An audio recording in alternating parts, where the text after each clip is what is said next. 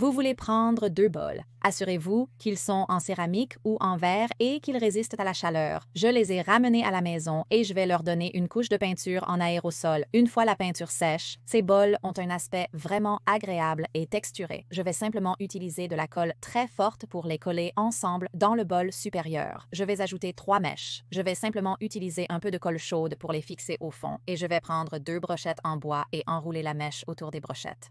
Cela maintiendra simplement tout en place.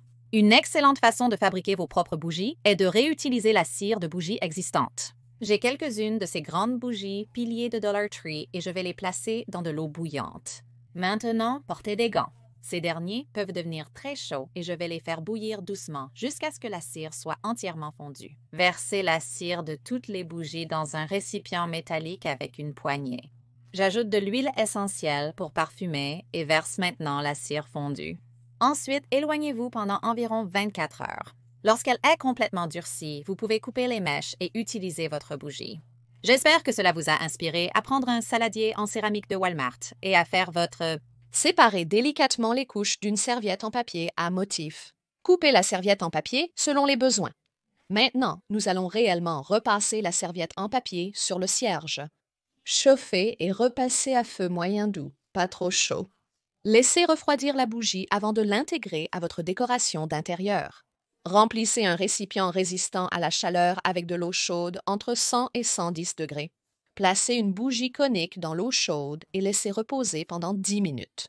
Une bougie en paraffine convient le mieux pour cela. Après 10 minutes, retirez la bougie de l'eau puis enveloppez-la dans du papier ciré.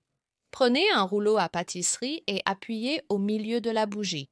Une fois la partie centrale aplatie, prenez la bougie et tordrez-la doucement dans la forme que vous souhaitez. Lorsque vous obtenez la torsion que vous voulez, placez la bougie dans de l'eau froide et cela fixera la bougie dans sa nouvelle forme. Amusez-vous ensuite à exposer votre nouvelle bougie torsadée. Prenez du ruban de peintre et scotchez des sections sur une bougie conique. Assurez-vous que les bords sont bien pressés sur les bords du ruban. Une fois scotché, peignez des couches légères de peinture acrylique dans les sections ouvertes de la bougie, dans la couleur ou les couleurs de votre choix. Laissez sécher complètement. Essayez de les afficher en groupes de nombres impairs et variez la hauteur de vos chandeliers. Une variété de couleurs, de textures et de motifs rend l'affichage encore plus intéressant et unique. Commencez en faisant fondre de la cire de remplissage dans une casserole. Ensuite, faites fondre le mélange au bain-marie ou, à défaut, dans un moule à gâteau ou un bol métallique sur une casserole d'eau. Prenez ensuite quelques crayons de couleur de votre choix. Retirez le papier et ajoutez-les à la cire. Ensuite, faites fondre le mélange. Prenez un carton recyclé et dépliez-le.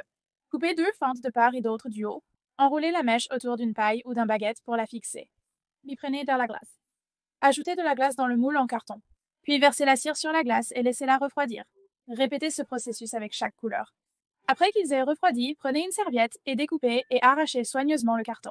Utilisez-les ensemble pour un centre de table festif ou séparément pour ajouter une touche colorée dans toute la maison. Avez-vous vu des bougies de Pottery Barn? J'ai pensé que ce serait amusant d'essayer de les faire moi-même. Je vais mettre un peu de colle dans un petit récipient, puis ajouter un peu de peinture.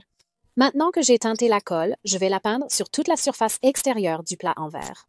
Je vais le laisser pendant quelques heures avant de continuer. En utilisant du Mod Podge, je vais le peindre autour des plats. Je peux saupoudrer les paillettes blanches partout et quand ça sèche, elles resteront en place. J'ai pris ces bougies piliers du magasin à 1 $ et je vais les faire fondre. J'utiliserai juste des brochettes pour maintenir les mèches en place. Je veux ajouter de l'huile essentielle pour donner à mes bougies un parfum magnifique. Il est temps de remplir les plats en verre. La dernière chose à faire est de retirer les brochettes, puis de couper les mèches. Comme ces bougies inspirées de Pottery Barn sont jolies.